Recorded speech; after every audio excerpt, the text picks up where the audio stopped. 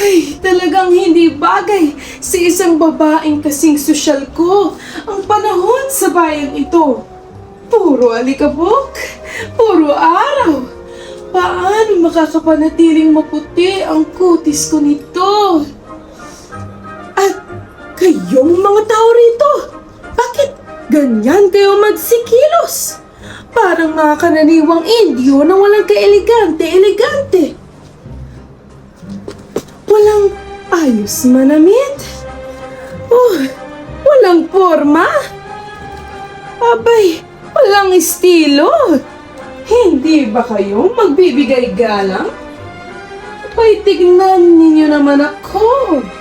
Ito ang tunay na anyo ng isang ginang na may dugong halos Kastila. Ipakilala ko nga pala ang aking sarili. Ako ay si Doña Victorina de los Reyes de Espadaña. Oo, kumplituhin ninyo. Huwag ninyong kakalimutan ang de los Reyes at de Espadaña. Hindi ako basta-bastang Victorina lamang, no? Maging hindi ako katulad ng karaniwang Indio riyan. At ang asawa kong si Don Tiburcio? Oh Diyos por santo!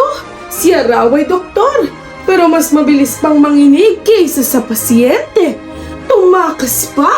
Iniwan ako sa piling ng mga Indio.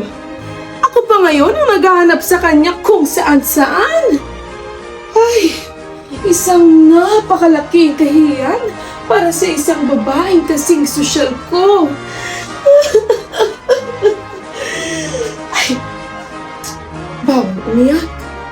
Tandaan, ang isang donya ay hindi umiiyak. Ang isang donya ang dahilan kung bakit umiiyak ang iba. Ay, oo nga pala. Kilala na ba ninyo ang aking pamangkin na si Paulita Gomez? Napakaganda at napaka-elegante ng batang iyon. Siya'y isang tunay na senyorita galing Maynila. Ngunit, siyempre, bilang kaniyang tiyahin, ako ang nag-aalaga sa kanya.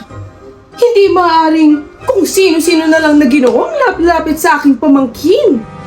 Dapat isang ginoong may klase, may dangal, at higit sa lahat, isang Kastila. Kaya kung nais ninyong maging elegante, magsimula kayo sa wastong asal, tuwid na tindig, at baka lang, matuto kayong pumantay sa akin. Tandaan ninyo ang pangalan ko, Doña Victorina de los Reyes de Espadaña. Babaeng may klase, may estilo, at hindi mapapantayan ng kung sino mang Indio sa bayang ito. Adios!